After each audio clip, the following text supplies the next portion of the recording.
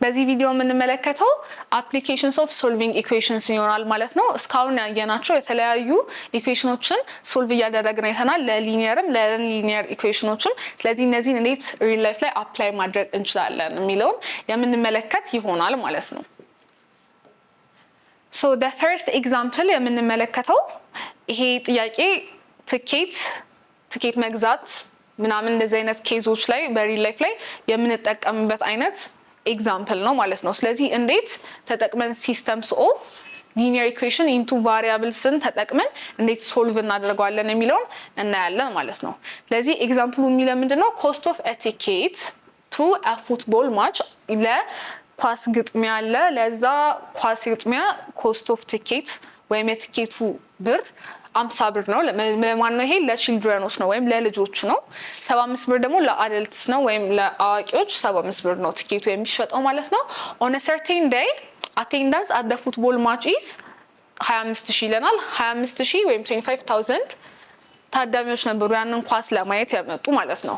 and the total gate revenue is ብር 1,375,000 ነው ወይም 1,375,000 ብር ተሰብስቦ ነበር 25,000 ሰዎች በመጡ ጊዜ። ስለዚህ ስንት ልጆች ታደመው ነበር በዛ ኳስ ግጥሚያ እንዲሁም አደልቶች ነበሩ የሚለውን ካልኩሌት ለማድረግ ምንድነው የምንጠቀመው ማለት ነው? ሲስተምስ ኦፍ ሊኒየር ኢኩዌሽንስ ኢንቱ ቫሪያብልስ በመጠቀም ካልኩሌት ማድረግ እንችላለን ማለት ነው። ስለዚህ ነምበር ኦፍ ቺልድረን የመጡትን ለምሳሌ ሌት ሲ ብንለው ሲ the number of children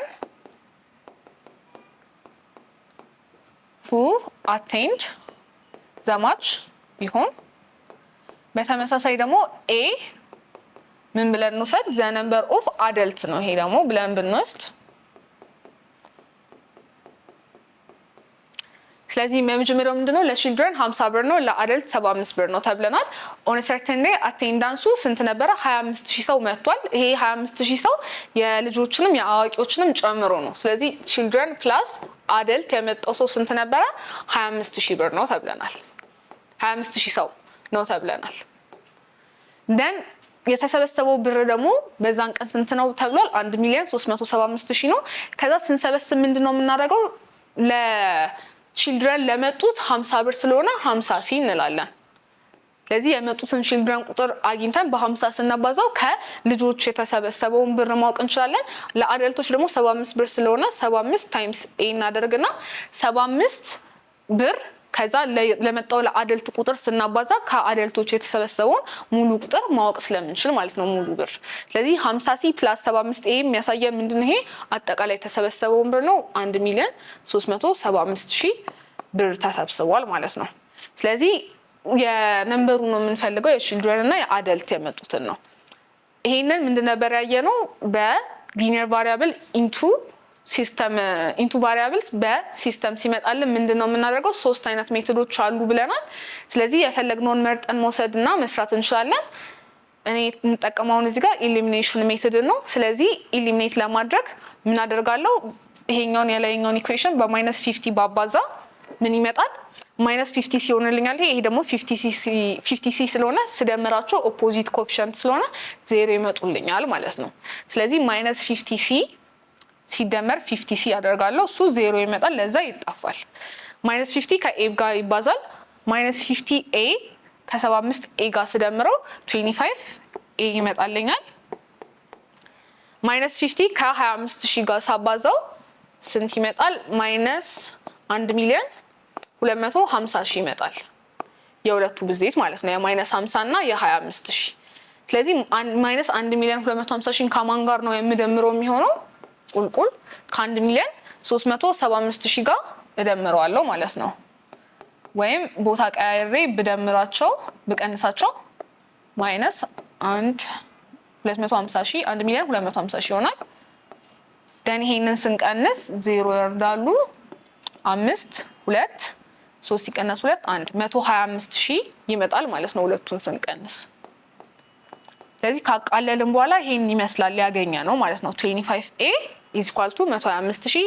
ለዚህ አደልትን ለብቻው ለማስቀረት በ25 ባካፈል ስንት ይሆናል ማለት ነው?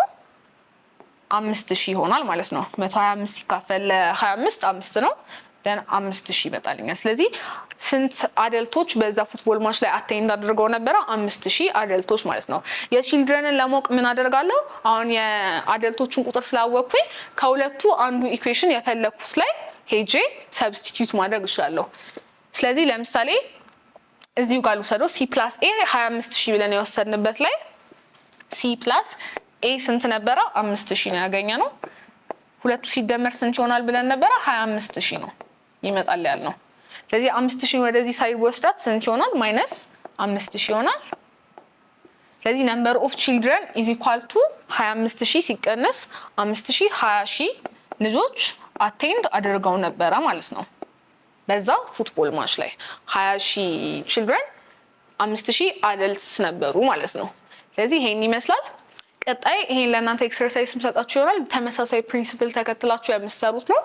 3 coffees and 2 teas cost total bill of 17 3 ሻይና የ3 ቡናና የ2 ሻይ ዋጋ 17 ብር ነው ተብሏል። የ2 ቡናና የ4 ቲ የ4 ሻይ ደግሞ 18 ብር ነው ተብሏል። ስለዚህ የሲንግል ቲና ኮፊን ዋጋ ስንት ይሆናል ነው። ተመሳሳይ የሆነ ፕሪንሲፕልን ተጠቅማችሁ ካልኩሌት የምታደርጉት ይሆናል ማለት ነው። መልሳችሁን በኮሜንት ስር አሳውቁን። ቀጣይ ደግሞ የምንመለከተው አፕሊኬሽንስ ኦፍ ኳድራቲክ ኢኩዌሽን ነው። እስካሁን ያየነው ሲስተምስ ኦፍ ኢኩዌሽንስ ሊኒየር ኢኩዌሽን ኢንቱ ቫሪያብልስ ሲሆኑ ነበር። ኳድራቲክ ኢኩዌሽን ደግሞ እንዴት በሪል ላይፍ ላይ እንጠቀማለን ስንል እዚህ ጋር የምናየው ኤግዛምፕል አለ። ሶ ምንድነው የሚለን ኤግዛምፕላችን? a ball is shot into the air from the ground ከመሬት አንድ ኳስ ወደ ላይ መታን then its initial velocity ይሄ ፊዚክስ ላይ እንደምትማሩት ኢኒሻል ቬሎሲቲ ማለት መጀመሪያ ሲነሳ አንድ ኦብጀክት ያለው ፍጥነት ማለት ነው። ስለዚህ ኢኒሻል ቬሎሲቲው ስንት ነው ተብለናል? 32 ሜትር በሰከንድ ይሄዳል ፐር ሰከንድ ነው። ስለዚህ ኢኒሻል ቬሎሲቲን ዩ እንበለውና 32 ሜትር ፐር ሰከንድ ተሰጥቶናል። ዘ ኢኩዌሽን h is equal to -16t² + 32t + 14 ይሄ የተሰጠን ኢኩዌሽን አለ። ምንድነው የተሰጠን?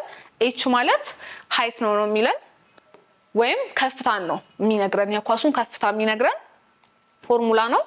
ቲ ደግሞ ሰከንድ ወይም ታይም ነው የሚነግረን። ስለዚህ አት የሆነ ስፔሲፊክ ታይም ስንባል በዚህ ታይም ስንባል በ5ኛው ሰከንድ ብባል ለምሳሌ በቲ ቦታ 5 ከትና የሚመጣውን ካልኩሌት አድርጌ በ5ኛው ሰከንድ ይሄን ያህል ከፍታ ላይ ነበር ኳሱ ብዬ ኤችን እናገራለሁ ማለት ነው። ስለዚህ ይሄንን ፎርሙላ መጠቀም ትችላላችሁ ሃይት ለማወቅ ተብሏል። about how long does it take አሁን የተጠየቁት ግን ምንድነው how long ከተባለ ታይም ነው የተጠየቁት። ስንት ጊዜ ይፈጃል? to take how long does it take for the ball to hit ምንድነው የሚለው the ground ኳሱ ከመታነው በኋላ ተነስቶ መሬት ላይ መልሶ ለማረፍ ስንት ጊዜ ይፈጅበታል ነው የሚለን። ስለዚህ እዚህ ጋር የተሰጠን አንድ ኢንፎርሜሽን ምንድነው h 0 እንደሆነ ነው፣ ምንም ከፍታ የለውም። the ball hits the ground ተብሏል። ስለዚህ ኳሱ መሬት ይመታል ማለት ነው። መሬት ላይ ካረፈ ደግሞ ምንም ከፍታ የለውም፣ ሄታችን 0 ነው የሚሆነው ማለት ነው። ስለዚህ በሄት ቦታ 0ን ሰብስቲቲዩት እናደርጋለን ማለት ነው። ስለዚህ h is equal to 0 ነው -16t² + 32t + 48 ስለዚህ ምን መጣ? ax² + bx + c ወደሚለው ኳድራቲክ ፎርማችን አመጣ ነው ማለት ነው። ከዛ ምን ማድረግ እንችላለን? እዚህ ጋር እንደምንመለከተው ሁሉንም በ16 በ-16 ማካፈል እችላለሁ። ተካፋይ ስለሆኑ ያሉት ኮኤፊሺየንቶችና ኮንስታንት ተርሙ በ16 ተካፋይ ስለሆነ ሙሉውን በ16 ባካፈል ሶልቭ ለማድረግ ይቀለኛል ማለት ነው። 0 ሲካፈል -16 0 ነው።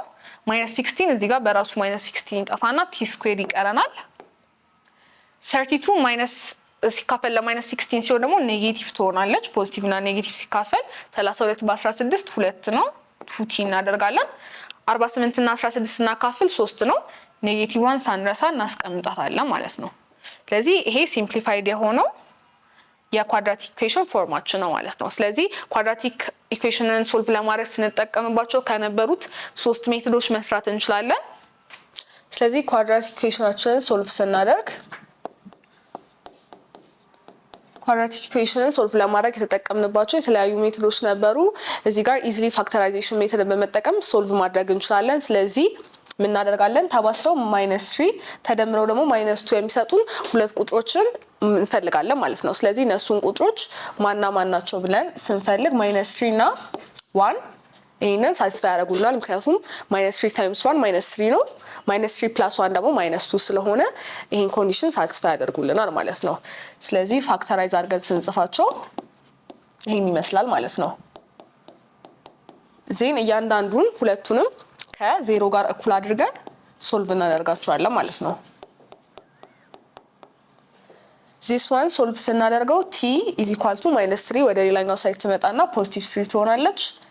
this one ደግሞ t is equal to -1 ይሆናል ማለት ነው። ስለዚህ ሁለት መልሶች አግኝተናል።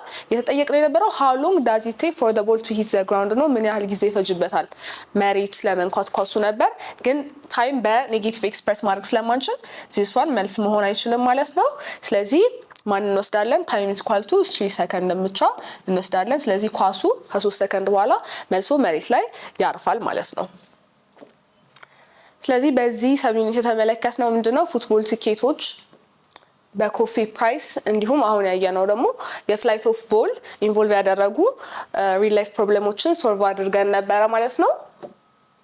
this chapter conclude ደግሞ ስናደርገው በአጠቃላይ ያየናቸው ነገሮች አንደኛ ሊኒየር ኢኩዌሽን እንዴት ሶልቭ እንደምናደርግ በአይሶሌሽን፣ ቀጣይ ደግሞ የተለያዩ ሲስተም ኦፍ ኢኩዌሽንስ ነን ሊኒየር ኢኩዌሽንስ ላይክ ኳድራቲክ ኢኩዌሽኖች፣ ኤክስፖነንትስ፣ ራዲካልስ እነሱን ሶልቭ አድርገን ነበረ።